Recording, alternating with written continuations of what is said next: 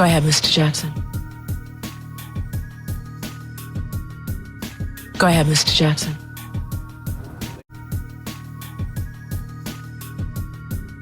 Go ahead, Mr. Jackson. Ladies and gentlemen, welcome to the James Jackson Channel. Go ahead, Mr. Jackson.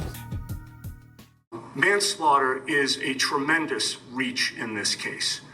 I don't see any criminal intent that would justify manslaughter in that affidavit. And there's a reason for that, because there was no criminal intent. This was not some random stranger. This was my client's boyfriend.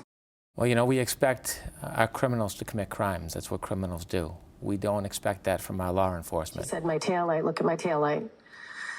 When you were looking at the rear passenger taillight area of Ms. Reed's vehicle, how close to the vehicle were you when you were making those observations? Right in front of it. There was one piece, like a rectangle encapsulated, like whatever was broken. I remember there was one piece of metal sort of sticking out. So if it was an encasement for a light of some sort, I remember looking at it and the piece was sort of sticking out, and I thought, someone's going to catch their sleeve on that. Something. He proceeded to say that she had a cracked taillight.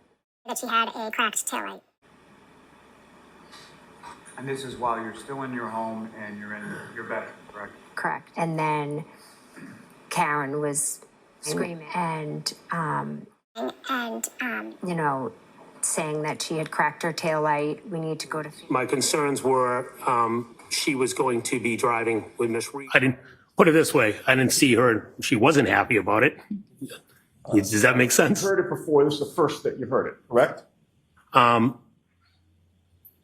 don't know if I heard it, if a kid had already leaked it the day before or that day. But first I heard it from John. And you could glean also that John O'Keefe felt like it was an achievement for him as well, correct? Objection, Your Honor. Did you glean that from him? He was happy that she got in. I don't know what if he felt it was his achievement. He was happy for Kaylee. And he was doing right by his sister's daughter, correct? I don't know what that means. I can go to any school and do right.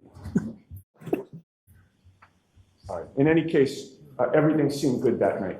Everything was good. Like a flat metal spatula and scraping down whatever adhering materials left on the item into a glassine packet. 7-18.18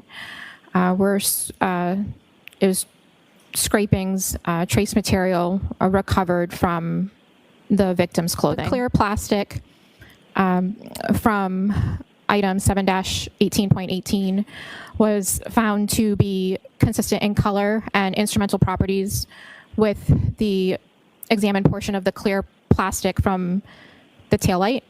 So I knew something was Go ahead, Mr. Jackson. Okay. So do you believe she's guilty? Go ahead, or not Mr. guilty? Jackson. She left him there, but then he was all beaten up and had teeth marks on him. Right. Dog marks, you know, yeah. I don't think anything has really been disclosed to the public. Right. Maybe the people in heaven. I don't think the public will. The trouble is, people make these assumptions. Oh, she's guilty. Oh, she's not. I feel bad for her. I do too.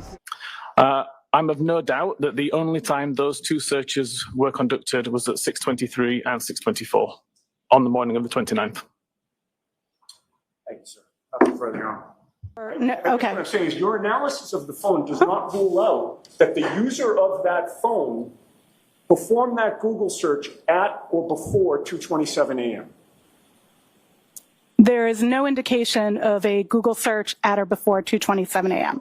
But again, I'm getting to whether you can rule that out, ma'am. That's really the crux of my question. Can you rule out that the user of that phone conducted that search at or before 2:27 a.m. on January 29th? There is a very unlikely possibility based on the fact that there is no evidence that the search occurred before that time. That's just like saying that the user searched for pandas at 2:27 a.m. Could you rule that out? I can't rule out something that doesn't exist. Could you describe the injuries that you see in this photograph? These injuries that you're looking at here on the arm are abrasions, which are friction injuries, basically. We classify them under the general category of blunt force injury, but these particular ones are abrasions. The abrasions being where the outer layer of the skin, the epidermis as it's called. There's a letter on the sticker, I believe it's A, that denotes that there's something there that I was going to collect. And right next to that sticker here is the apparent hair that I noticed. John O'Keefe cannot be excluded as a possible contributor of that hair.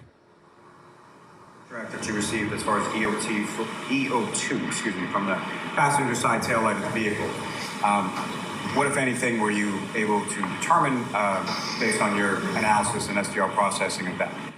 Yes, so we determined that it was consistent with a mixture of 3 individuals, including at least 1 male contributor. So in this case, when comparing the John O'Keefe profile, assuming a mixture of 3 individuals, it is at least 749 million times more likely to be observed if it originated from John O'Keefe and 2 unknown unrelated individuals than if from 3 unknown unrelated individuals.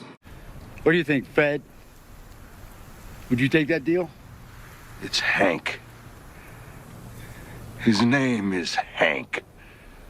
So what I do want to offer to the court to consider as part of your determination here is that after receiving the notice from the Commonwealth last week, I contacted the U.S. Attorney's Office and I spoke to the lead prosecutor in the case. Okay.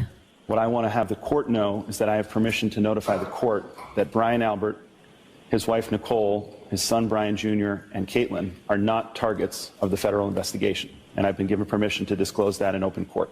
Brian has cooperated fully with the federal investigation. He has answered every question put to him in both investigations, and he will continue to do so because he has nothing to hide.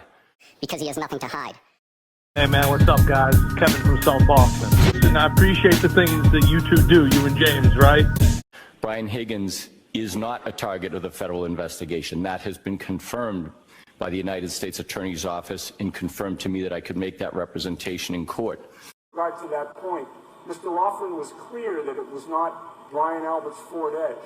What he did not tell you, what Mr. Rowley did not tell you is there's another member of the Albert family that has a Ford Edge, and that's Colin Albert.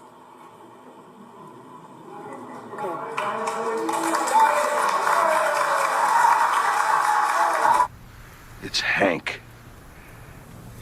His name is Hank. How about it, Hank? Should I let you go? You can go f*** yourself. You can go f*** yourself.